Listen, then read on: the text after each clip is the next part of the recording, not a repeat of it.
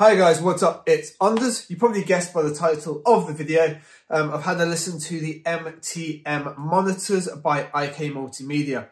Just a quick setup for this video. So I was at Music Messe and I had the opportunity to basically spend a bit of time in a boardroom with the guys at IK and have a listen and play around with these speakers. We hadn't planned on recording a video. So the first part of this is pretty much an audio conversation of what the speakers are about, some of the features about them, and then we move into the video, the actual listening experience. I did listen to a track that I can't play on YouTube. I've done my best to filter all the sound out. You'll probably be able to figure out what the track is. The audio in that part though is not ideal, but you can still hear everything that's being said was the point of it. And then I listened to one of my own tracks just to get a real impression of them. There's pretty much all the details you can imagine covered on the monitors. But you know what? If you've got any questions, throw it in the comments down below. And I hope you enjoy the video. Thank you very much for watching. The main concept behind these is that the majority of the speakers in this size, and also, let's say, price range, if not more, they all have a pretty flat and consistent frequency response. Yes. Okay. Until they drop down to usually 60 Hertz or so, depending on the size. It will just cut away. Exactly. Yeah. Where they fall short, most of them, if not all of them, is the phase response. Okay, yeah. Because you know that phase response between the woofer and the tweeter. Exactly. Yeah. Because when you use crossovers to split the program between speakers, you get distortion, and the steeper the filter in the crossover is, the more phase distortion you get. Absolutely. So it's the same principle when you use any EQ. Exactly. You get phase distortion. You're rotating the phase. Okay. That translates into more work that your brain has to do to, let's say, put back together the program. Because if you take a snare drum, for example, when you hear, let's talk about a traditional two-way speaker. Okay. Sure. When the program is split into bands, you don't hear it, but you perceive it coming from different spots. For example, the transient and the attack of the snare, it's going to come from the tweeter, while the rest of the body and the resonance and the rattle of the snares are coming from the other speaker. Okay, and the brain has a hard time putting that together. We wanted to just avoid that, to take out all of those issues, and the only way you can do this is by designing a particular speakers. These are called the MTMs because they're mid-range, tweeter, and mid-range. Okay. Okay. And one of the methods we use to avoid phase distortions is by the design of the speaker itself, because this kind of design just takes away much more of the reflections and all of the interference during the playback, and also by digitally controlling the speaker. And, which is the big thing that... Yeah, exactly. The DSP inside the speaker does several things, not just correcting the phase, and I'll get to that later. But the first thing is that it realigns the phase between the drivers, okay, so that the source, the sound comes you all at the same time with no phase shifting, okay? It's completely linear phase. And it basically becomes like a point source. Like when I'm speaking, you can just hear from just one point. You're not hearing the three individual elements, exactly. Just the singular source. You just don't perceive different speakers, but just one point emitting the sound. Okay. Okay. And it will make for a big difference. And I'll show you later when you will listen to the speakers. The second very important thing that the DSP inside the speaker does is that, well, there's actually two things. The second one is that for such small and compact speakers, we achieved via the DSP control and via building a DSP model of the speaker. And that means that we took into account the volume, the shape, the resonances, the reflex tube, the drivers, and we built a DSP model, a software model of the speaker. Okay. And we achieve a base response of 40 Hertz. From something this size? Exactly. But a flat response? Exactly. Well, there's a drop, but I'll show you. But it's not like many manufacturers, they use DSP to just boost the low end of the speaker. And that, yes, they achieve a richer low end, but also downsides. Because you first, there's the phase distortion in the bass end, okay, given by the filter. Yep. And the second thing is that they are going to amplify also negative effects, like, for example, rattles and unwanted noises that are so low level that when you boost the program, you're going to raise them up. So especially when it's an active monitor, right? So when you put that EQ boost in, it boosts the noise profile with it. Exactly. We avoided that? No, we took a different route. Okay. Because with this DSP model, we actually reconstructed how the speaker response works, and we inverted the low end part, so we neutralized and compensated for the drop in the frequency response, and you can clearly hear that. Okay. And the other thing that the DSP control does is that you probably know our ARC software, the one we use, the plugin. Yeah. We put the same software part inside the DSP, so the speakers, via the calibration microphone and the calibration process, the process compensates for the room, because also you may want to use them, since they are so compact and and they are portable, and you may want to use them in less than perfect acoustic situations, like out of the control room. Yeah, absolutely. And the room correction just gives a big help. And coupled with the linear phase response, it's something that it's unheard of in speakers of this range and price. So when I saw these announced, that drew my attention, because I use ARC and I use it to calibrate my regular speakers and my iLouds. Yeah. Whereas that's built in, and then what's going on with the low end, and these being that mid setup, it just sounds very interesting. Yeah. So I'm excited to hear these. That the majority of things in music happen in the mid-range. Yep. All speakers have bottom end, all speakers have high end, but that's the mid-range that it's the most difficult to get, either when you're mixing, because most of the important frequency information is there. Everything sits in the mid. Exactly. Details in the high, your bass and low, but everything has mid. Exactly. It's the most difficult to get right. And also, usually it's around 1K to 2K, that zone from 500 Hertz to 2.5, okay? You know that if you have smearing in the phase, that part of the program, it's going to be out of focus. Let's put it that way, okay?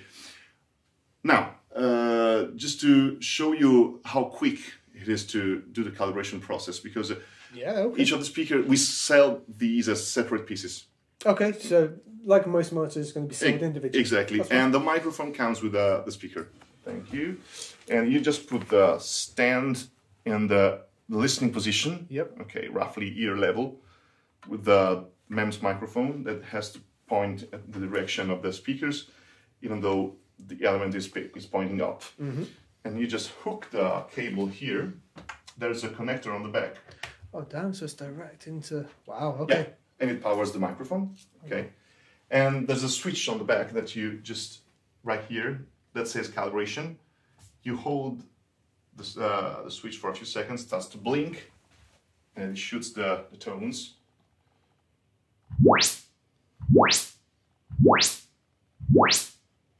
Now the blinking says that it's calculating the... Yep, yeah, so it's taken that impulse and it's calculating based on that. And it stores the impulse into the DSP.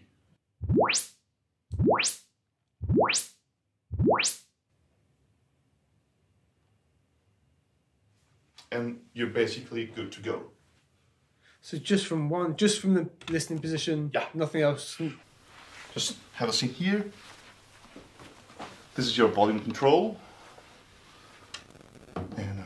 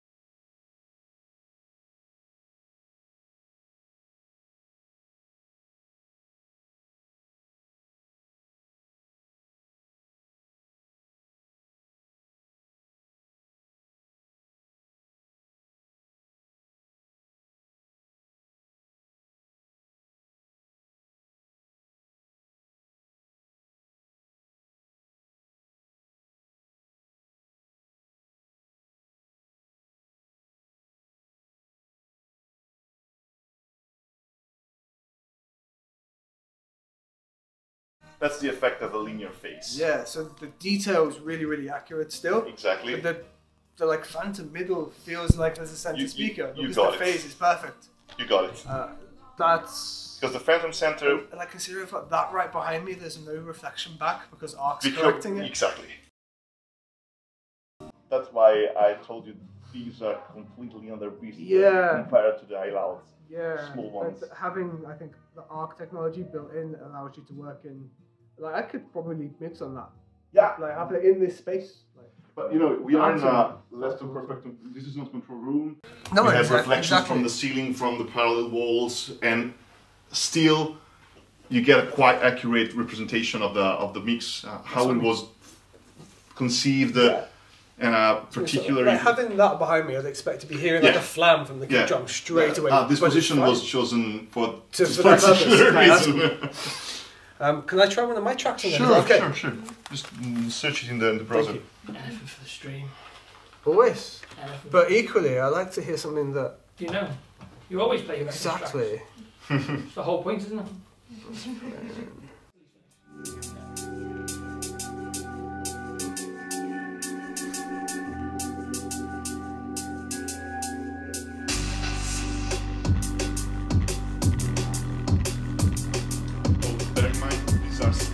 Unfinished prototypes. So if you listen to some rambling, it's because they're not sealed completely. Okay. We're on this desk. I get it.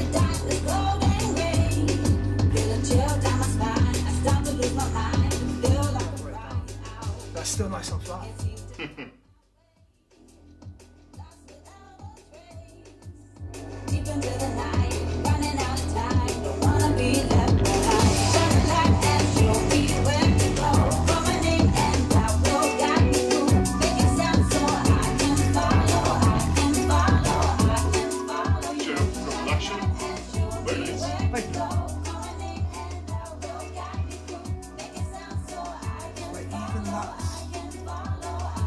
So you could work at a low level for ages because you can still hear all the little, which you don't always get, especially with larger speakers.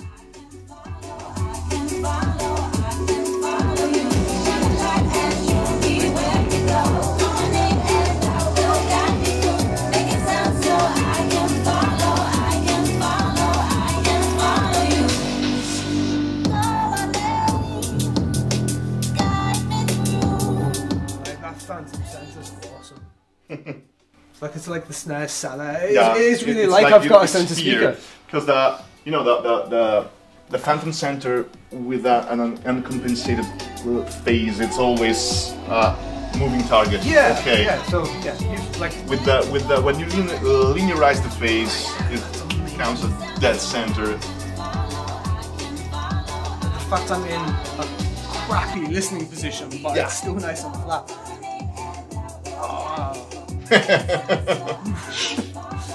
That's the reaction we are getting. Yeah, like it shouldn't work. It shouldn't, but we somehow we managed to make it work. Yeah, I'm impressed. That's the reaction you want, but I'm impressed. Nice. And like at the higher level, you get the bass response. They're going down to what, 40 hertz? 40 hertz. Okay.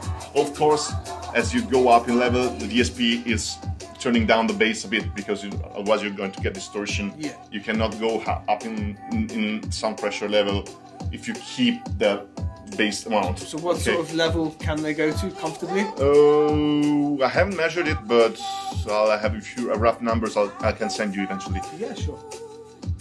I mean, it's loud enough to work on. Yeah, sure. They are 100 watt per speaker.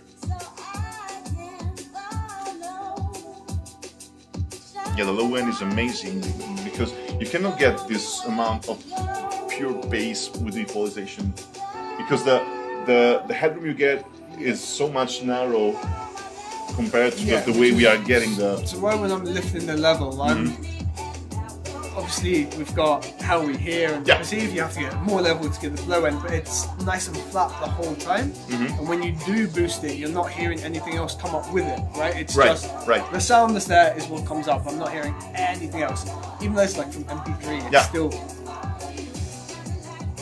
it's kind of annoying because I've spent loads of money on like monitors that don't do this. They were at the Tomo Music Store a few weeks ago, and they allowed them to set these speakers along. They have a speaker room, and they did kind of a shootout between these and several other speakers costing twice or 3 times as much.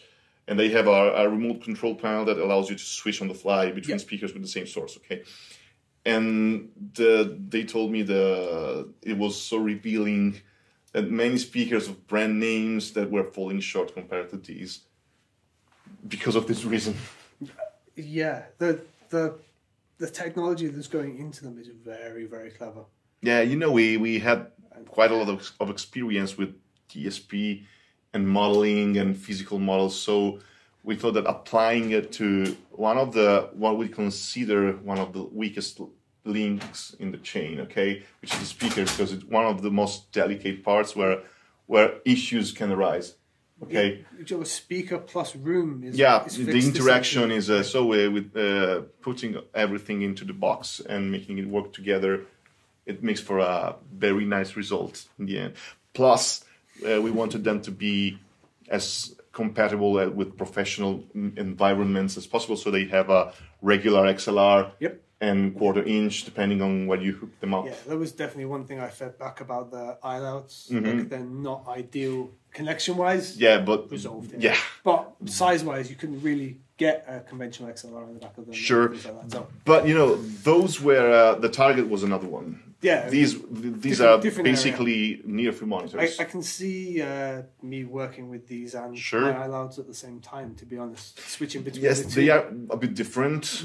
iLouds are excellent, like they're a great consumer reference, right? Exactly. If they work on that, I know they're going to work on just about everything else. And that was the idea behind them. Yeah.